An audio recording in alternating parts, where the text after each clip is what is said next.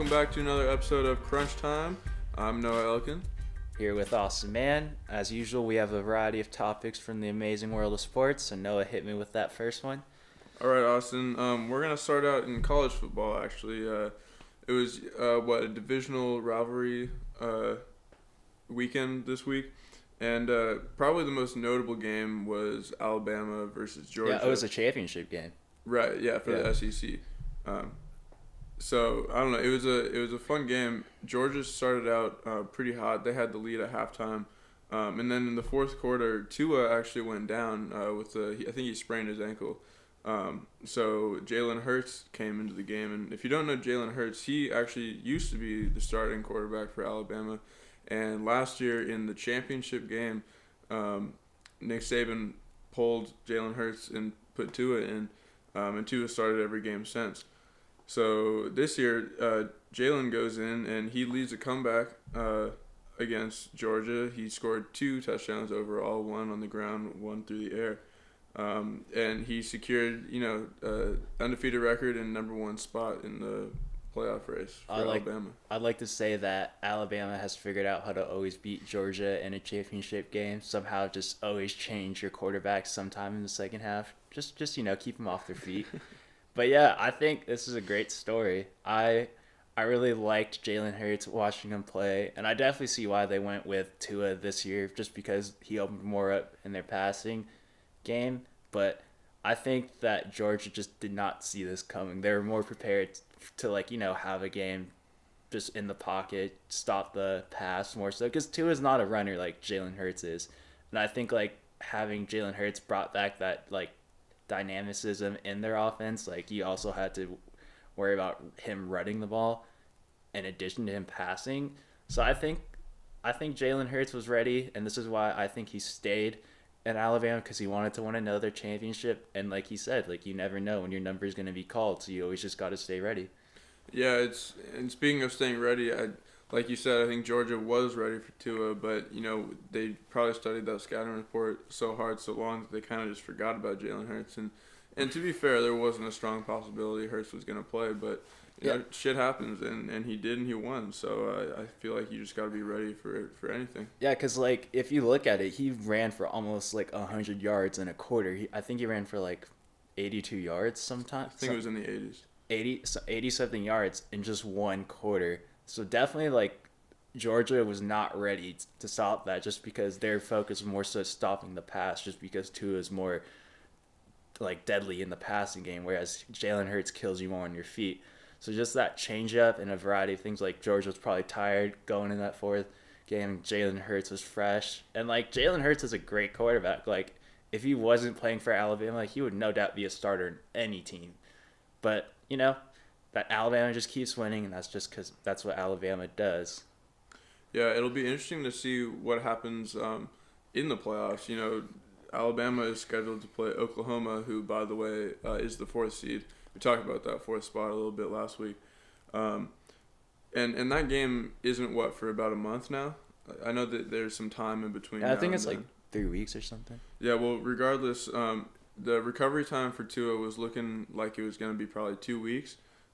So he'll be back in time to play in that game. It'll be interesting to see what Nick Saban wants to do, whether he continues to play Jalen Hurts or goes back to Tua, and then maybe he'll make a switch at halftime again. We'll just have to see. I definitely think if Tua is healthy, he's gonna start, just because he, despite the fact that Jalen Hurts won them the SEC championship game, Tua got him to this position, and even if Alabama lost, they still most likely would have been the 4th seed, just like last year. So I definitely think if Tua is healthy, he's gonna play. But I definitely see Jalen Hurts getting some reps, maybe, just so, because maybe Tua is not really feeling good that day, and maybe they'll have to make a change. So I think definitely Oklahoma needs to scout Jalen Hurts just in case that happens. But I think it's gonna be a fun game. It's going to have 2, the top Heisman contenders, and Kyler Murray and Tua, both fun guys to watch. I just really am more interested in see how Kyler Murray deals with such a potent defense like Alabama.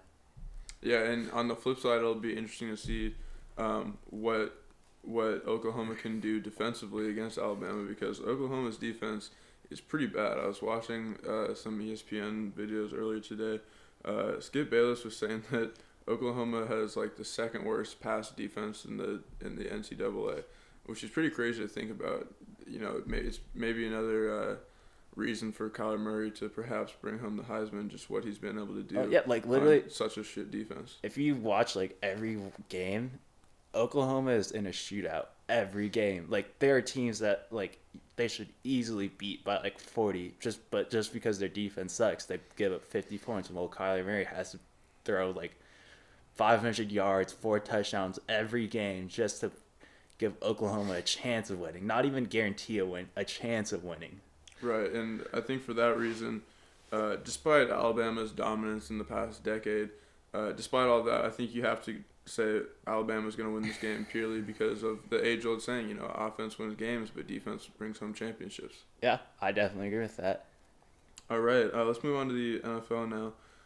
Kareem Hunt, the former running back of the Kansas City Chiefs, was released this week after a video surfaced through TMZ of him, I don't know, kind of pushing and kicking a woman. It looked like he was maybe trying to do some more, but he was actually held back by what looked to be some of his friends. Austin, this game is kind of a bit of a shock to me. I mean, Kareem Hunt was arguably top 5, definitely a top 10 running back in the NFL, playing for a Super Bowl contender. I don't know, it's a pretty crazy turn of events. Yeah, I agree. I just think that if you're Kareem Hunt, you just can't help but think that you blew it, just because think about how much how much potential he had, and like you're already a arguably top 5 running back in this league. Who says that he couldn't be the best running back next year? I just think as a player standpoint, like from a game standpoint, like it sucks that Kareem Hunt's not going to be on the field anymore. But like from like just a normal perspective, it's definitely best he's not on the field anymore. Just because like you can't just do that in public. And like I'm glad he got held back, just because from watching that video, he seemed like he wanted to do more than just, you know, push and kicker. But luckily there were people to restrain him back, and so I'm glad the victim is okay, and I definitely think the Chiefs did the right thing in releasing him immediately, just because it's like the NFL has a problem with this, and it's like I think the best way to do is just have zero tolerance for it, and I appreciate the Chiefs for having zero tolerance for this issue. Yeah, I think that's one thing that has changed this year in the NFL. Like in the past, we've seen light punishments being taken out for somewhat egregious crimes, but this year it does seem that like the zero tolerance policy is kind of back. You know, Reuben Foster got cut immediately, Kareem Hunt got cut immediately. So, you know, obviously we don't want these kind of incidents to occur, but when they do, I think it's the right thing to let these players go. Well, yeah, because like if you think about it, the NFL is like the most watched sports league in the entire, no, not in the entire world, but like in America, without a doubt. And just think about like for if you have young kids, you don't want to have them be thinking their idol is someone who's just beats up women, because, you know, they're not great role models. They're not something that you should emulate in any way other than what they do on the field sometimes. But, you know, other than that, I think the Chiefs did what was right. And if we're going back to Reuben Foster, what do you think about the Redskins claiming him off waivers? I just certainly hope the Redskins don't, you know, claim Kareem Hunt now. They'd have Adrian combining with Adrian Peterson, the backfield, two abusers who are great running backs. I don't know. Dan Snyder, I don't think he really gives a shit what people think about him. You know, if he felt you know, that his public image mattered, I don't think the Redskins would be called the Redskins anymore. Yeah, I agree. I just think that the Redskins, I feel like they just jumped the gun way too quick on claiming Reuben Foster. Like, they need to let this like whole legal process play out before they should consider claiming someone off. I mean, obviously he probably won't play the rest of the season, or maybe never again, but like, I don't know, I just think they jumped the gun too quick, and it's kind of just setting more of a bad image for the team, and this team already has a pretty bad image because of their name. So I would say, Redskins, please give your PR department some Christmas bonuses. Yeah, all right. Well, kind of looking at what this does to the Chiefs, I mean, last year Kareem Hunt was, I believe, the league's leading rusher. You take him away, and Spencer Ware, who was formerly the backup, is now started. He started on Sunday for the Chiefs. He carried the ball 14 times for 47 yards and 1 touchdown. But to give you an idea about kind of like that's not a bad performance per se, but to give you an idea on what the Chiefs are now missing, Mahomes, the QB, actually ran for 5 more yards, 52 yards, in just 9 carries.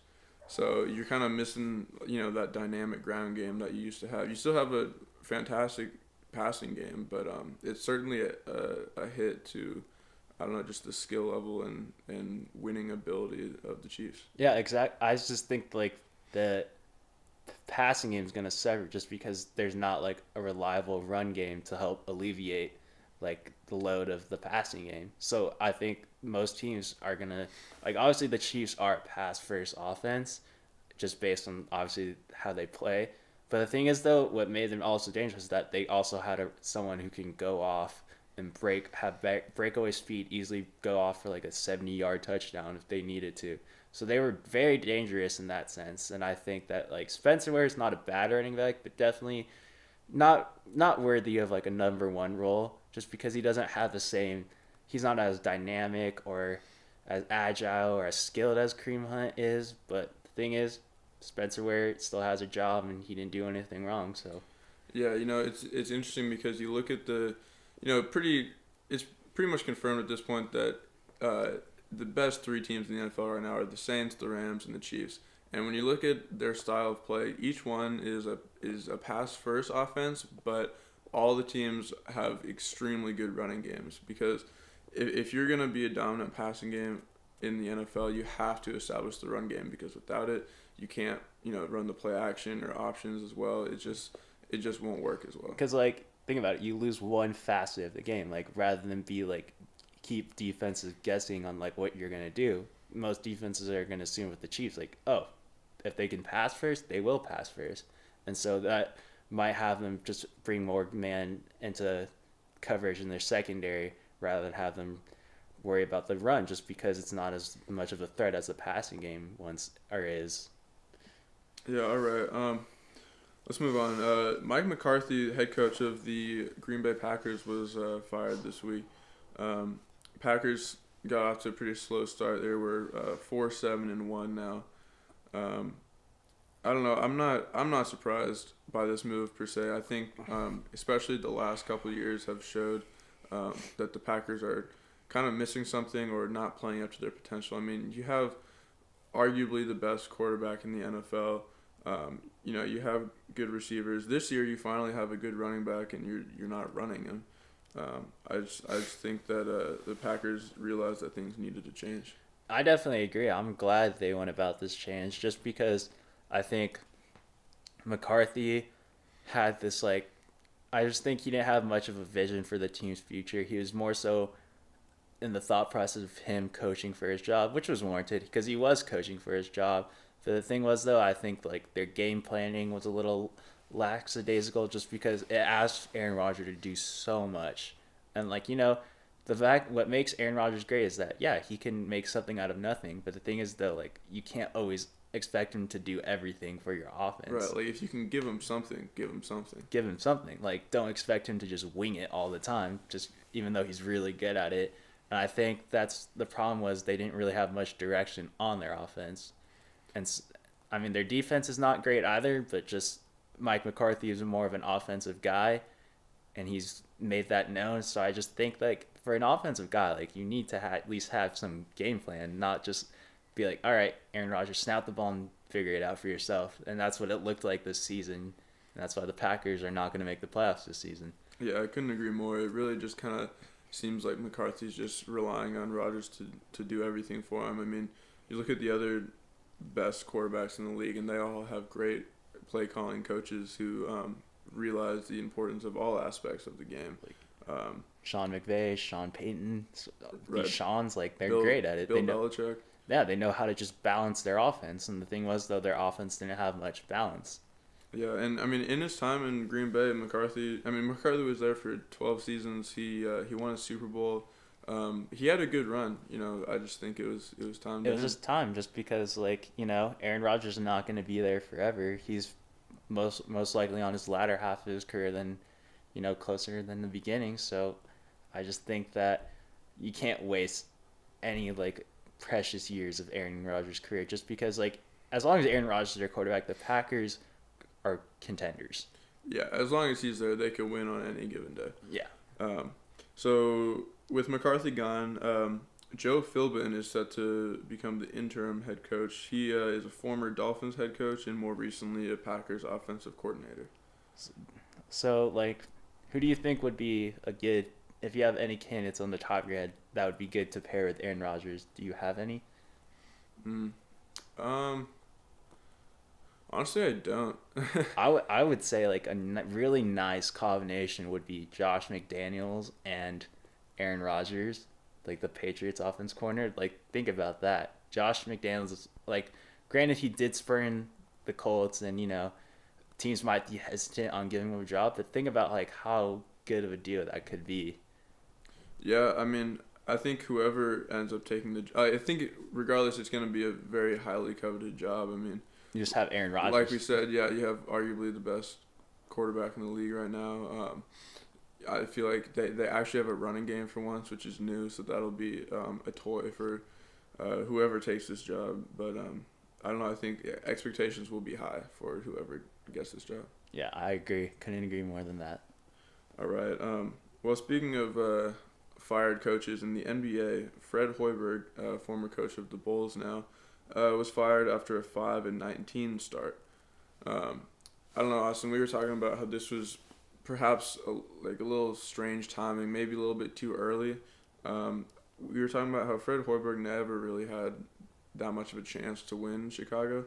I mean, this year Chris Dunn's been hurt, Bobby Portis has been hurt. Lauri Markkanen's been hurt. Right, he just came back. Yeah, he just came back, and Lauri Markkanen was arguably the best player on the Bulls last season. Yeah, but even when you look at the previous few seasons, the rosters were lacking some talent, but also there was some personal issues on the within the team. There's Rajon Rondo issues, D Wade issues, the Bobby Portis and Mirotic fight, which resulted, of course, with Mirotic being traded to New Orleans. So I don't know. I feel like Fred Hoiberg was put in a tough spot. I don't know. I don't think he ever really had a chance for success in Chicago. I hope he gets another chance at least as an assistant somewhere. Maybe he'll go back to college. But I don't know. I think he'll land on his feet wherever he goes. I agree. Fred Hoiberg was not put in a position to succeed, and throughout his time with the Bulls, he was never even close to being put in a position to succeed. I think it's more so he served as the fall guy just because there's a lot of issues, I feel with the front office than with the coaching staff. I don't think any of the many of the players never really had any problems with Hoiberg. I understand that he was relatively young when he came in and has to deal with bigger personalities than with college students. But I think he definitely should have had at least another year after this season just to see how he does with a good young core. And the thing was that I think the front office expected him to do that just because Zach LaVine's back and having a great season. The thing is that there's the rest of their core has been injured too, and I just think he should have gotten that one season to really work with those players, and I think he could have done a good job. And I really hope he does get another chance. I think I would love to see him go back into coaching just because he made Iowa State a relevant program during his time. And I think he can do wonders for the college game. But at the same time, I think he's a good coach, and I think he definitely should get another chance somewhere.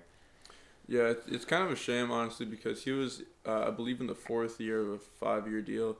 So, yeah, give him that 1 year of hopefully some healthy players, a better roster than before, less turmoil.